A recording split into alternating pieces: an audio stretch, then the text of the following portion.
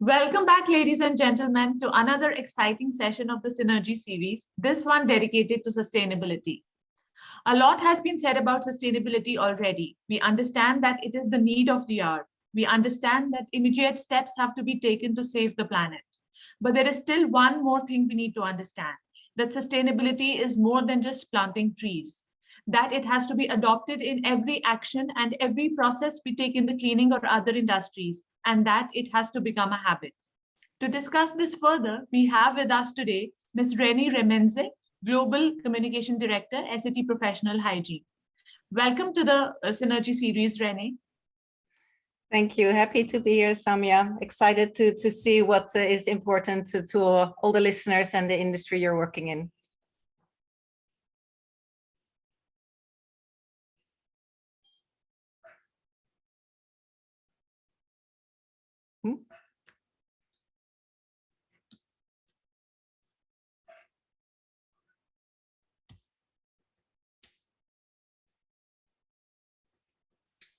Sorry, I had a slight technical glitch over there. No worries. Technology is always challenging. Yes. So we have a lot of questions about sustainability today, and I'm sure you'll be able to help us answer them. I'll try my best. So let's get started. For starters, tell us your thoughts about sustainability, Renee. Yeah, I think sustainability, I have many thoughts as it is a wide topic. I have been working with sustainability for the past 8 years in our industry, which is, of course, mainly the cleaning industry. And I think I've seen it really develop from, you know, a nice to have or just for some companies to really focus on. And now it is really, I would say, the main topic of my discussions with customers and companies. So it's really important. I think the big thing that I'm seeing when it comes to sustainability is, of course, this great development of the importance. And that's also why I'm here. People need guidance because it's so wide. So I really am happy to see that sustainability, people realize it's planet and people. So there's a lot happening. I see a lot of great companies taking the forefront. My aim is really to get everybody on this journey. You can't be perfect from day one, but let's all start somewhere and then move into this direction for the, of course, the Saudi vision of net emissions by 2060. Certainly. So how have you, in your vast career that you've been talking about sustainability, how have you seen sustainability evolve and what has catalyzed it? Why are people suddenly talking so much about sustainability? Yeah, I think I would say there are 3 different things that happened. Like I just said, it began with a few companies that were looking into sustainability. You had some of the leaders like Unilever, for instance.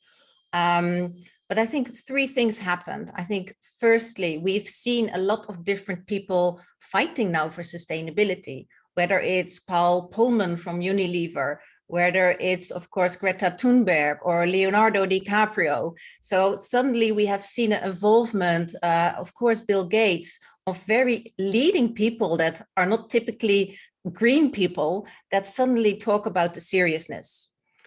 The second big change, I think, of course, has happened also with the pandemic. It has really initially actually stopped the sustainability discussion because people want to be safe first and foremost. But at the end, and now that we're in this situation, it has catalyzed because suddenly people saw the effect we had on the environment, but also people went outside much more and they appreciated nature much more. So that has really gained the effect like, oh, this is really our influence. I think the third part is really the governmental changes that are now being made. We've had a lot of these COP meetings and the United Nations meetings, and it was all high level. This is our goal, this is our target, but we're not reaching them. So now it is into another discussion where suddenly we have legislation banning plastics.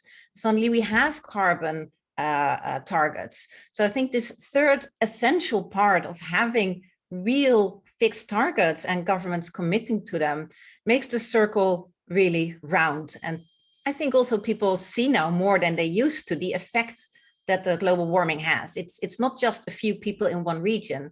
I think everybody has experienced themselves, the changes that we're facing. Being in the cleaning industry, how have you seen client awareness with regard to sustainability change?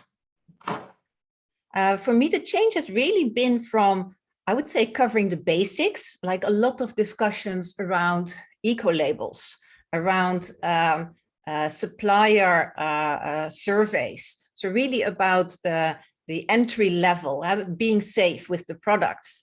And now it's really evolving into how can we recycle? How can we reduce carbon? So the discussion and the scope has become much wider than just this eco-label. And it's a challenge at the same time because it's becoming so wide and so many topics like plastics and people. But that's really the evolution from one single topic, mainly eco-labels, to really being a wide range, but also the ambitions that are set are much higher. People use it now as a way to future-proof their company and to distinguish themselves from competition.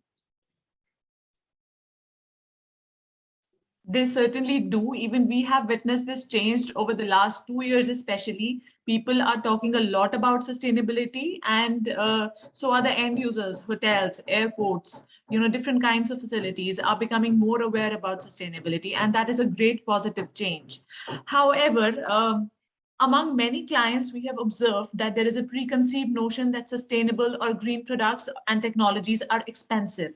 What are your thoughts about this? Yeah, it's really important that you ask this actually, because I think that has been a big barrier for the industry to start working on it. If you ask my opinion, and from what I've seen in the transition in our own company, we had the same thoughts. A product was more expensive because it was suddenly sustainable. My thoughts on this are, first and foremost, yes, it is expensive if you invest on things that are not adding value for your customers. But I think it's even more expensive not to do it, because in the end, if you're investing now, then you are ready for eventually legislation or increased costs for energy or increased costs for carbon offset. So I think it's a lot about investing now to prevent costs in the future. And the costs in the future for me are definitely your business security. You want to keep your customers, you want to add new customers. And as you already said, customers want more about sustainability. And I also really feel that technology is moving ahead quite quickly now. Yes, it used to be really expensive. And I still believe you can ask a surplus for a sustainable product. You don't need to have all the costs yourself.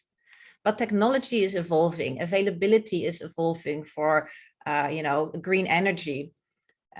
Just a short example. We started 6 years ago with trying to recycle used hand towels. You cannot imagine the cost we were taking as a company to go and find these hand towels, bring them to a waste handler. They were not wanting this, that's extra work, and then bringing it back to our factories. But now with the investments we have made and the learnings and the scalability, we now do it in 14 countries in Europe, it's actually the same cost for the customer if they would pay for the waste or if they would give the products to us and we create new hygiene products. So in the end, it will be much more cost neutral, but you have to trust in the future technology and you have to invest now. Otherwise, you might be too late. And then suddenly you have to take a lot of costs at once. Certainly, it's better to be prepared than to be sorry later on. Definitely. So in your experience, Renee, what challenges do facilities like hotels, airports, shopping malls, hospitals, etc. face when opting for sustainable alternatives? And how do you think they can overcome these challenges? That's a big question, Samia. The challenges, I think I would say, I always like numbers. So let's say five challenges I see with not only, like you say, the hotels and the end customers, but also for the facility companies. I think challenge number one, they often don't have a dedicated person for sustainability. So it's on top of a normal person's job. And it's really difficult for them to understand suddenly everything there is about sustainability. So that's challenge number one, getting the right knowledge in-house and a dedicated resource. Secondly, it's where do you start? There are such wide topics, from plastics to people, from carbon to eco-labels. Where do you start? I think that's challenge number two. And I will come back with the solutions or my suggestions. Challenge number three is a lot about cultural change within the company. If you want to start recycling, if you want to use different products, you have to have everybody on board to really make this change. I think the fourth challenge, and that's a big one, and that's why I'm happy you have the Saudi vision, it's the availabilities from the governmental programs. Is there green energy available? If you want to recycle, is there a recycling system available? So it's a lot about these things that you can't influence, but are still affecting what you do. And then I think the last challenge, and again important, the commitment from the leadership. And you really need your company owners or the presidents or the CEOs to also stand behind sustainability. Otherwise, it remains something that is the responsibility of one person sitting somewhere. And that's really a lot to ask. So that would be my 5 challenges that I see when implementing. And of course, we can help with these 5 challenges, or I can give you some advice based on my support with customers, our own change within the company. And then again, 5. Where do you start? I would say maybe there are consultants that can help you, or hire a sustainability expert, or maybe an interim person that can help you, or maybe you can do it together with other similar companies and work together on it. Then about where to start. I think it's really good for a lot of companies to have a look at the SDGs, the Sustainable Development Goals from the UN. They have the big advantage that we all use the same language, whether you have a supplier, whether you're a facility service, or whether you're an end customers, SDGs are global. So it really helps to talk the same language. But also the SDG organization has a lot of materials, a lot of presentations, workshops. There's a lot of materials. So it's a really good start. And there are 17 SDGs. So I'm quite sure there's one that fits to your company. And that brings me to point number 3. Choose something that's already close to what you're good at or what you want to deliver to your customers. If you're in the food industry, look at food waste. If you're in the lodging industry, really try to find something where your customers see that you have done something sustainable, that you communicate it. So really stay close to what you're already good at and don't try to be great in everything. And then definitely involve your staff. I think there are so many people in your organization that will have great tips, whether it is on waste reduction or whether it is on different cleaning routines or how you can reuse products. So make it something that's owned by everybody. I think that's really important. And then the last one, look at global certifications and global labels. A lot of companies say a lot of things about their products. I would really look at the company behind the products and look at claims and eco-labels that are global and not, self-created or self-controlled. So really go for these global objective measures. So it's a really long story, but I hope this helps. Just start somewhere, and I would say start with an SDG and a project team. That actually sounds like a proper plan for a company that's just starting to embark on the journey of sustainability. Now, my next question is also about sustainability and how do end facilities stay eco-friendly in a highly sanitized world? How do they strike the balance between sustainability and infection control? Yes, it's not been easy, definitely since the beginning of the pandemic. And sustainability stands for planet, but also for people. So one shouldn't go against the other. So I think the hygiene levels are really important. The way you can do that sustainably, I would say, is looking for products that have, of course, the eco labels, or the products that have a sustainable ingredients, like chemicals that are plant-based or that are biodegradable. Another important thing is to look for systems that reduce consumption. I think that's often a misconception that all sustainability starts with the products you buy, but a big part of the carbon actually is how you use the products and how you handle the waste. So look at products that reduce your waste, that are recyclable, and then I think you can have the best of both worlds.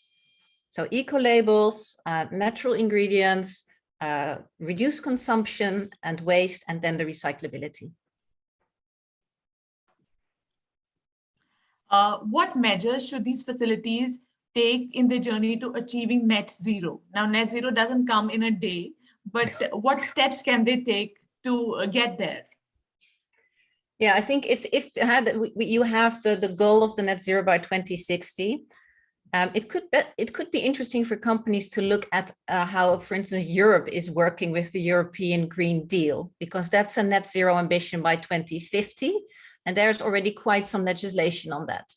But when you look at net zero, you look at, of course, your carbon footprint.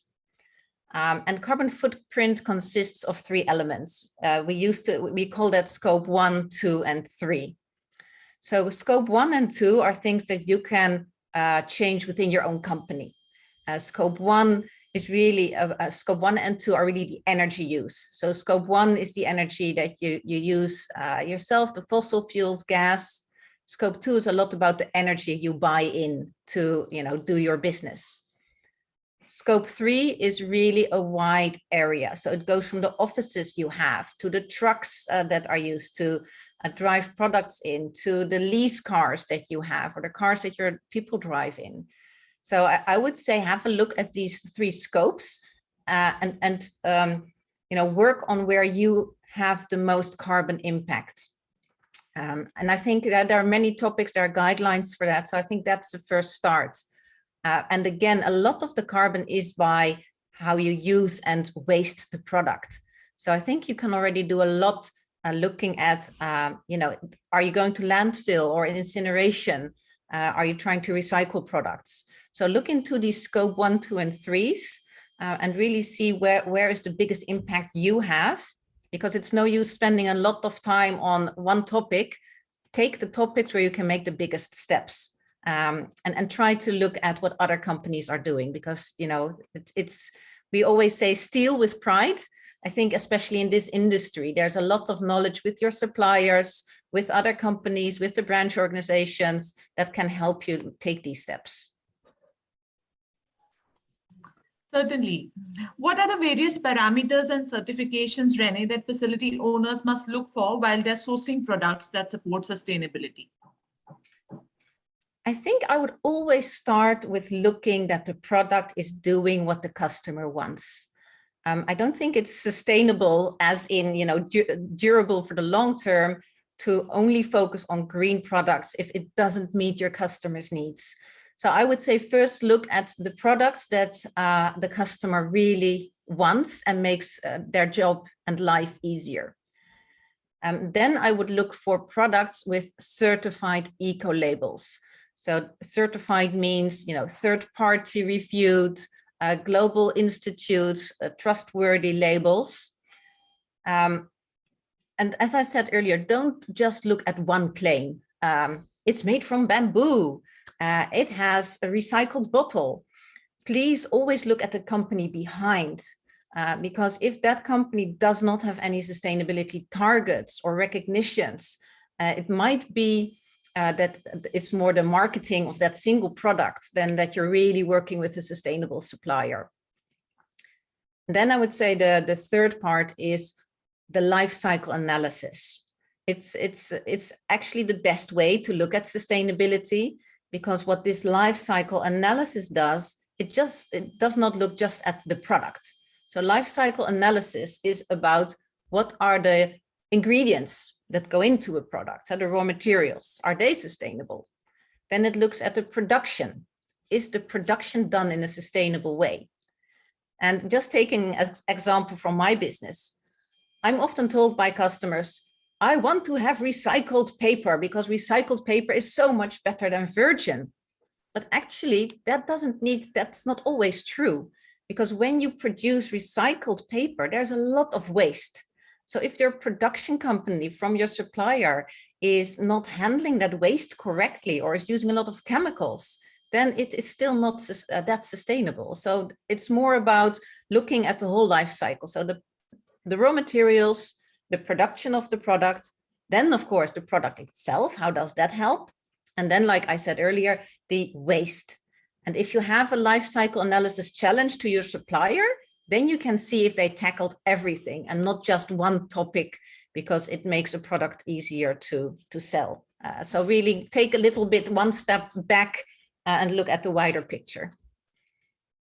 I completely agree with you on this. Now tell us your thoughts about green cleaning technologies. Which products and practices are going to dominate the market in the next 5 years? I think that the things that will dominate are definitely reduced waste, increased recyclability, not only for plastics, but also for a lot of other products. So there's a lot on this recyclability and reducing of waste. The other thing I really see is the ingredients, biodegradable, natural ingredients, renewable ingredients, when it makes sense for the life cycle, maybe even alternative fibers.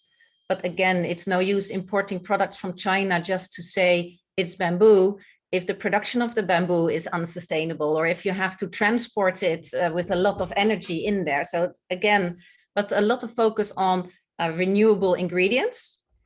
And then the last would be really the increased focus on the people part. I think especially in our business, it's about people. It's things like ergonomics, it's allergy testing, it's safe chemicals. So I think this people component is something that we really need to keep our mind on, because without people, our business is really vulnerable. So yeah, make sure that's included. So people, renewable natural ingredients, and then reduced waste and increased recyclability. I'm actually glad that you raised the topic of people in sustainability, because often when we talk about sustainability, we speak with a very limited scope. We don't include people in it. And people are such an important part of sustainability. They have to be mentioned. They have to be part of the plan. Yeah. Right. So now my next question is about green housekeeping. Do you think, you deal with a lot of clients, do you think its trend has accelerated? Yes, I think it has accelerated. And I'm not sure what green housekeeping, what everybody thinks it's about, but what I would suggest is that it should be much more about the communication, that you show that you're doing this. So for instance, you have the LEED certification for buildings.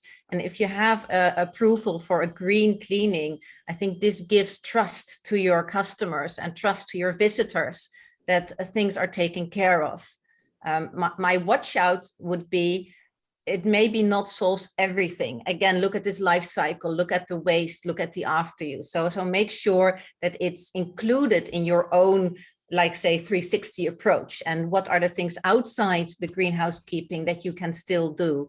But it's important that people see the investments and the focus that you have on sustainability. Certainly. My last question, with that we will close the session. What do you think is the future of sustainable cleaning? The future of sustainable cleaning for me is really integrating the people and the planet. But I think it's also much more about the dialogue of the suppliers together with the cleaning companies, together with the customer. I think it's much more tailor-made. And I think we should think what's important to our customers. For some, waste is important, for others, plastic. So I think it's much more, don't do it on your own. Really create this dialogue.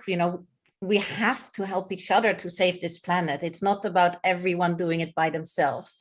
So I really hope there will be a much bigger dialogue where you trust your suppliers to advise you, where you talk to your customers to see where's the value in sustainability. So you invest in the things that make your business future-proof. Like we do today, this interaction, sharing tips and tricks, but definitely all having this commitment to make the difference, because there's just one planet. And I think at the moment we're already consuming 2 planets a year. So there needs to be, the sense of urgency needs to be there. Certainly. It looks like we've covered all of our questions. Thank you so much for joining us today, Renee. No problem. I'm happy to be here, and I hope everyone on the call feels the energy and also the big value of taking care of people and planet. And in the end, it will bring the third P, which is the profit. Thank you so much. We are very glad to host you. Thank you. And I wish you all a great continuation of your conference and topics. Thank you so much.